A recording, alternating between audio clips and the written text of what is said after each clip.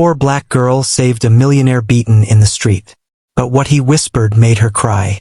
Robert Harrison had everything money could buy. The tech mogul's company had just hit $1 billion valuation. His face graced the cover of Fortune magazine as Entrepreneur of the Year. His penthouse overlooked Central Park. His garage housed 12 luxury cars. And his investment portfolio grew by millions each quarter. But success had cost him everything that actually mattered. Robert had sacrificed every meaningful relationship on his climb to the top. 2 failed marriages left behind bitter ex-wives and legal battles. His business partners had become enemies after hostile takeovers. His own daughter, Emma, had cut contact 3 years ago after he missed her college graduation for a board meeting in Tokyo. The last conversation with Emma still haunted him. "Dad, I don't need your money anymore. I got a job, my own apartment. What I needed was a father, but you were always too busy building your empire to notice you had a family." Since then, Robert had thrown himself even deeper into work. 18-hour days, weekend board meetings, anything to avoid the silence of his empty penthouse and the weight of his choices. On this particular November night, Robert had just left another pointless networking event in downtown Manhattan. He'd shaken hands with investors, made small talk about quarterly projections, and smiled for photos that would run in business journals. All the while feeling completely hollow inside. Walking to his car, Robert took a wrong turn down a narrow alley between 2 office buildings. He was distracted, checking emails on his phone, when he heard footsteps behind him. 3 men emerged from the shadows. One carried a metal pipe. Another held a knife that glinted under the weak streetlight. "Nice watch," the leader said, eyeing Robert's platinum Rolex. "Hand it over." Robert's heart pounded. "Look, I don't want any trouble. Take whatever you want." But they wanted more than his watch. They wanted to hurt someone who represented everything they resented about inequality in America. A wealthy white man in an expensive suit, walking alone through their neighborhood like he owned the world. The first blow came without warning. The metal pipe connected with Robert's ribs, sending him crashing against the brick wall. His phone shattered on the concrete as the second attacker kicked him in the stomach. "Please," Robert gasped, blood running down his face. "I have money. I can pay you." "We don't want your money," the leader snarled. "We want you to feel what it's like to be powerless." They beat him methodically, brutally. Robert's expensive suit tore. His Italian leather shoes scuffed against the dirty alley floor as he collapsed. After what felt like hours but was probably minutes, the attackers finally stopped. "Leave him," one said. "He got the message." They disappeared into the night, leaving Robert broken and bleeding on the cold concrete. Across the alley, hidden behind a dumpster, 12-year-old Zara Williams had watched everything unfold.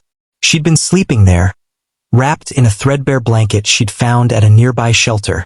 The alley provided some protection from the wind, and the dumpster concealed her from people who might call social services. Zara had been on the streets for 8 months now, ever since her grandmother died and she aged out of a foster care system that had no room for another black girl with nowhere to go. She'd learned to survive by staying invisible, by avoiding trouble, by never getting involved in other people's problems. But something about this moment felt different. Maybe it was the way the man had pleaded for mercy, reminding her of how helpless she'd felt in foster homes where older kids took her food and social workers looked right through her. Maybe it was seeing someone powerful reduced to the same vulnerability she lived with every day. Or maybe it was simply that 12-year-old Zara Williams still believed that people should help each other, even when the world had given her every reason to stop believing. She waited until the attackers were completely gone, then crept out from her hiding place. Robert lay motionless against the brick wall, his breathing shallow and labored. Blood pooled beneath his head. His expensive suit was torn and dirty. His usually perfect hair was matted with blood and grime. For a moment, Zara hesitated. Getting involved meant risking exposure. It meant possibly dealing with police, hospitals, questions she couldn't answer about why a 12-year-old was alone in an alley at midnight. If you're enjoying this story, kindly do us a favor and subscribe to our channel. It is free and won't cost anything, but it means the world to us. We are just a small channel trying to grow. And do not forget to comment where you're watching from. Thank you, and back to our video. But looking at this broken man, Zara saw something she recognized. Someone who had been abandoned by the world. She knelt beside him, her small hands shaking as she checked if he was still breathing. His eyes fluttered open, unfocused and filled with pain. "Hey," she whispered. "You're hurt real bad. I'm gonna get help." Robert tried to focus on the voice. Through his blurred vision, he could make out a small figure, a young black girl with concerned eyes and a gentle voice that seemed impossibly mature. Don't leave me," he managed to whisper. "I won't," Zara promised. "I'm right here." She pulled out a cracked cell phone she'd found in a trash can weeks earlier. It barely worked, but she'd managed to get it connected to emergency services. "I need an ambulance," she told the operator, her voice steady despite her fear. "There's a man hurt real bad in the alley behind the Meridian building on 42nd Street. He's bleeding and can't move. Please hurry." While they waited, Zara did something that would change both their lives forever. She took off her thin jacket, the only warm clothing she owned, and gently placed it over Robert's chest. "Why?" Robert whispered, looking at this child who was giving him her only protection against the cold November night. Zara met his eyes. "Because everybody deserves somebody to care when they're hurt." Those words hit Robert harder than the metal pipe had. Here was a child who clearly had nothing, giving him everything she could offer. Not because she expected anything in return, but simply because it was right. As sirens approached in the distance, Robert felt something he hadn't experienced in years. The presence of genuine human kindness. "What's your name?" he asked weakly. "Zara," she replied. "Zara Williams." "Zara, I'm Robert. Thank you for not walking away." She squeezed his hand gently. "My grandmama used to say that we're all we got in this world. We gotta look out for each other." The ambulance arrived, flooding the alley with red and blue lights. Paramedics rushed to Robert's side, immediately assessing his injuries and preparing him for transport. "Are you family?" one paramedic asked Zara. She shook her head. "I just found him." As they loaded Robert onto a stretcher, he grabbed her hand one more time. "Don't disappear," he whispered urgently. "Please, I need to thank you properly." But Zara was already backing away as more emergency vehicles arrived. Police cars, fire trucks, and now news vans were pulling up to the scene. Too many questions. Too much attention. "I gotta go," she said softly. "Wait," Robert called out as the paramedics wheeled him toward the ambulance. "How can I find you?" But Zara had already melted back into the shadows, leaving only her thin jacket behind as proof that an angel had been watching over him in his darkest moment. As the ambulance pulled away, Robert clutched that jacket against his chest, and for the first time in years he cried. Not from pain, but from the overwhelming realization that a homeless child had shown him more compassion in one moment than he'd experienced in decades of business success. Somewhere in the maze of city streets, Zara Williams walked alone through the cold night, shivering without her jacket but warming herself with the knowledge that she'd done the right thing. Neither of them knew their lives would never be the same. Robert Harrison woke up in Mount Sinai Hospital with 17 stitches, 3 broken ribs, and a concussion that made the room spin whenever he moved too quickly. But all he could think about was a 12-year-old girl who had saved his life and then vanished into the night. The media coverage was relentless. Tech billionaire brutally attacked in Manhattan Alley. Wall Street mogul hospitalized after savage beating. The story dominated business news for days, with reporters speculating about the motive and impact on his company's stock price. But none of them mentioned Zara. When Detective Martinez interviewed him about the attack, Robert insisted on telling the complete story. "She couldn't have been more than 12 years old," he explained, wincing as he shifted in his hospital bed. "She was homeless, Detective, living in that alley. And she gave me her jacket, called for help, stayed with me until the ambulance came." Detective Martinez looked skeptical. "Mr. Harrison, you suffered a severe head injury. Sometimes trauma can create false memories." "She was real," Robert interrupted firmly. "Her name was Zara Williams." She was the only person who helped me. The detective made notes but clearly didn't believe him. Security footage from nearby buildings showed the attack and Robert's rescue by paramedics, but the camera angles never captured Zara clearly. Without concrete evidence, she remained a ghost story. Robert's assistant, Patricia, tried to focus his attention on business matters. "The board wants to schedule a meeting about your recovery timeline," she said, shuffling through papers. "Stock prices have stabilized, but investors are concerned about leadership continuity." "Cancel the meetings," Robert said quietly. Patricia blinked in surprise. "Sir, all of them. I need to find someone." For the next 2 weeks, as Robert recovered, he became obsessed with locating Zara Williams.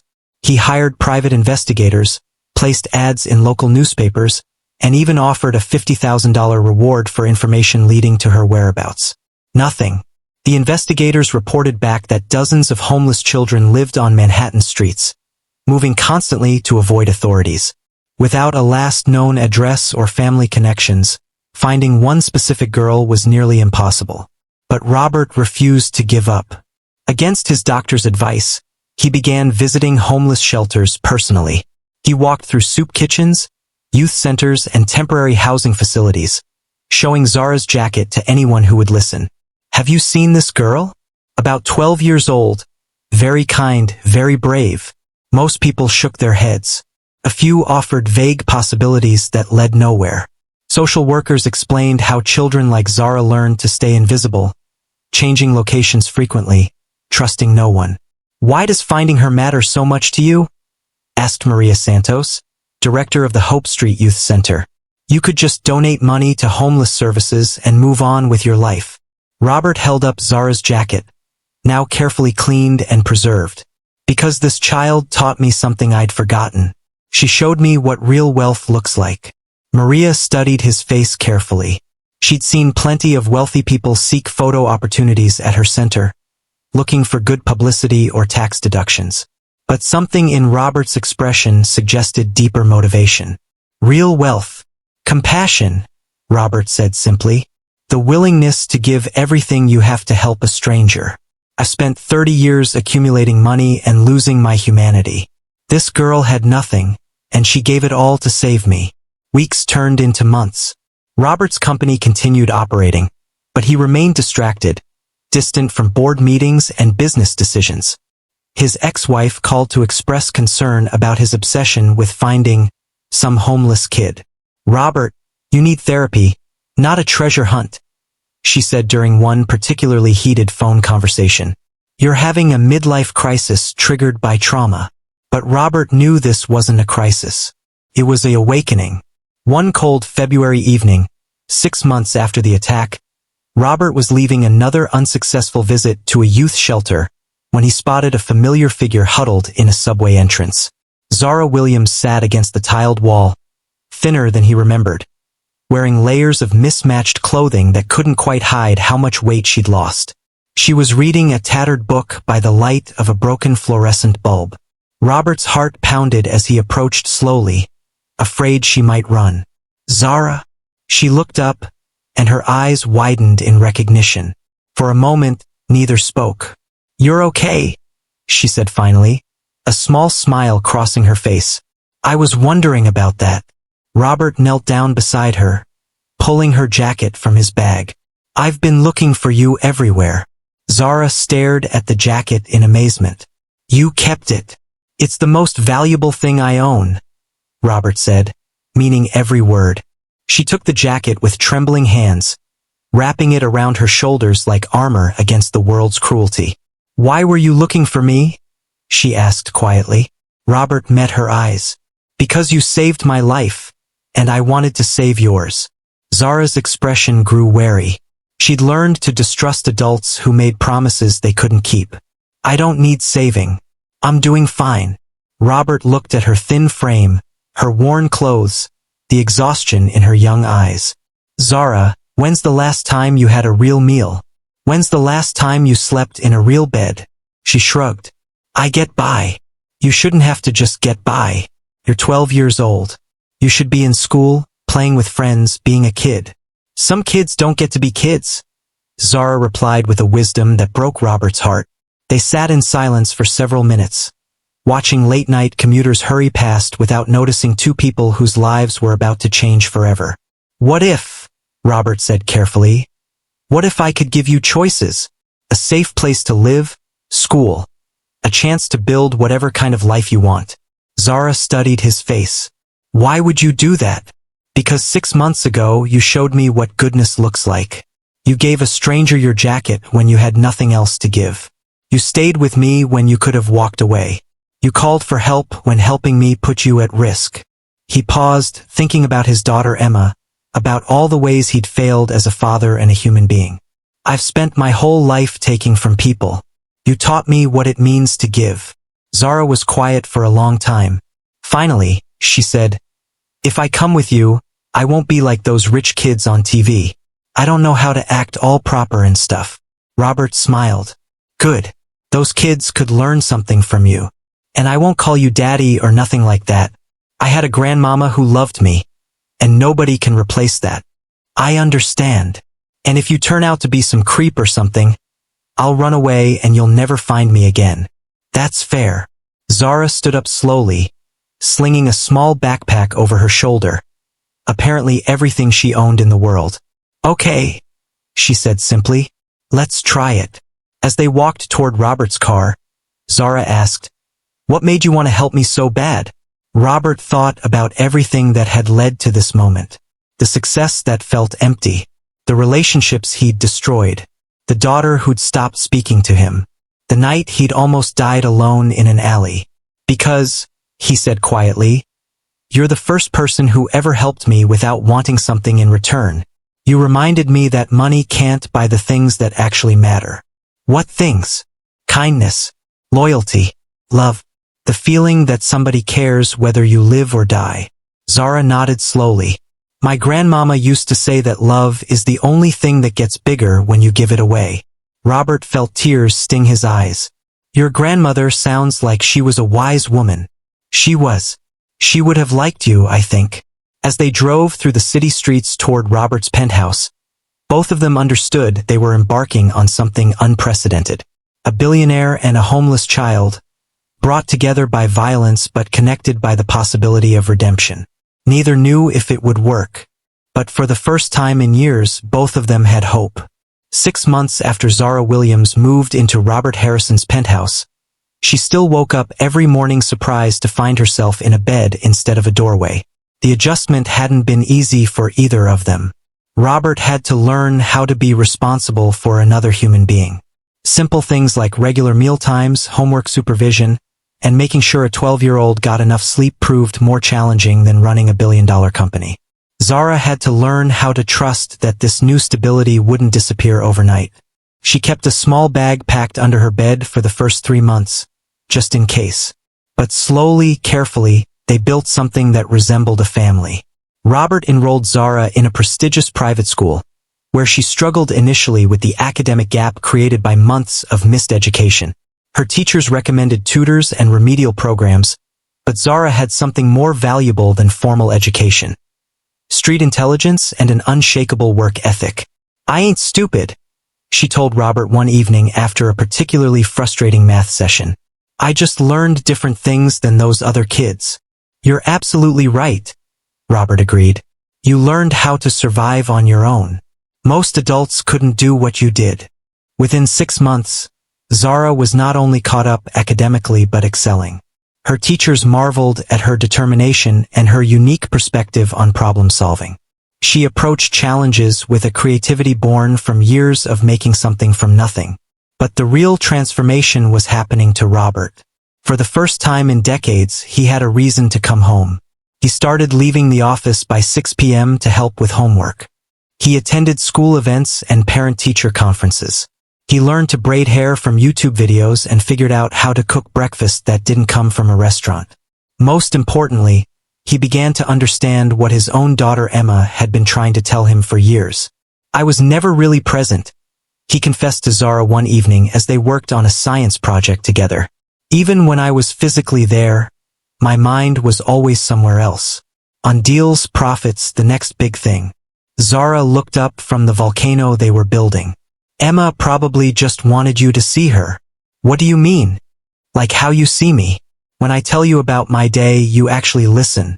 When I'm scared about something, you don't just throw money at it. You pay attention. Robert realized that Zara had described the difference between being a provider and being a parent. The breakthrough came during Zara's first Christmas in the penthouse. Robert had gone overboard with gifts, buying everything he thought a 12-year-old girl might want. Designer clothes, electronics, toys she'd never had the chance to enjoy. But when Christmas morning arrived, Zara spent most of her time playing with a small stuffed elephant that had belonged to her grandmother. The one possession she'd managed to keep through months on the streets. You don't like the presents? Robert asked, confused. They're nice, Zara said diplomatically. But this elephant is special because my grandmama gave it to me. It's got love inside it. Robert understood then what he'd been missing his entire life. The value of something isn't determined by its price tag, but by the emotion invested in it. That afternoon, he made a phone call he'd been avoiding for 3 years. Emma? It's Dad. The silence on the other end lasted so long that Robert wondered if she'd hung up. What do you want? Emma's voice was cold, guarded. I want to apologize, and I want to tell you about someone who taught me what I should have learned from you. The conversation lasted 2 hours. Robert told Emma about the attack, about Zara, about the ways his life had changed. He didn't ask for forgiveness or try to excuse his past failures. He simply acknowledged them. You have a 12-year-old living with you? Emma sounded incredulous. She's not living with me. She's family. Dad, you don't know anything about raising kids. You're right, but I'm learning. And Em, I want to learn how to be a better father to you too, if you'll let me. Emma agreed to visit for New Year's Eve.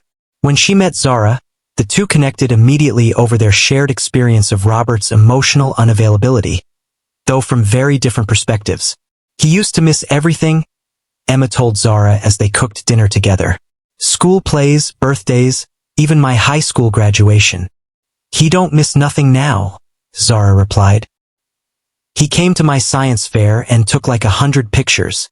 Emma studied her father, who was carefully setting the table with china he'd never bothered to use before. He's different. People can change, Zara said simply. They just got to want to. That evening, as the three of them watched fireworks from the penthouse balcony, Robert felt something he'd never experienced. Complete contentment. Not the temporary high of a successful business deal, but the deep satisfaction of meaningful relationships. I have an idea, he announced. I want to start a foundation. Both girls looked at him curiously. For kids like Zara, kids who've aged out of foster care, who are living on the streets, who need more than just shelter. They need real opportunities. Zara's eyes lit up. You mean help other kids like me? Exactly. Educational programs, job training, mental health support, transitional housing. Everything you would have needed if I hadn't found you. Emma smiled for the first time since arriving. Dad, that's actually a really good idea. Over the following months, Robert threw himself into foundation work with the same intensity he'd once reserved for corporate acquisitions. But this time, his motivation was different. He wasn't building wealth for its own sake. He was creating opportunities for children society had forgotten. The Williams Foundation launched 6 months later with Zara as its youngest board member and Emma as program director. Their first initiative provided scholarships and mentoring for homeless youth, with a focus on kids transitioning out of foster care. At the foundation's inaugural gala, Zara stood at the podium wearing a dress she'd picked out herself, not designer, but something that made her feel confident and comfortable. My name is Zara Williams, she began, her voice steady and clear. A year ago, I was homeless. I slept in alleys and ate from trash cans. Most people looked right through me like I was invisible. The room full of wealthy donors grew quiet. But one night, I saw someone who needed help, and I helped him. I didn't think about getting anything back. I just knew it was the right thing to do. She paused, looking at Robert, who was wiping tears from his eyes. That man was Mr. Harrison, and he taught me something important. When somebody helps you, the best way to say thank you is to help somebody else. The applause was thunderous, But Zara wasn't finished. There are kids out there right now who are just like I was. Smart kids, brave kids, kids with big dreams but no opportunities. This foundation is going to change that. Because everybody deserves somebody to believe in them. After the gala, as they rode home together, Robert reflected on the journey that had brought them to this moment. Zara, do you ever think about that night in the alley? Every day, she replied. Do you regret helping me? Zara considered the question seriously. No, but not because of all this fancy stuff. Because you helped me remember that I ain't invisible. I matter. Robert squeezed her hand. You matter more than you'll ever know. You matter too, Mr. Robert. You just forgot for a while.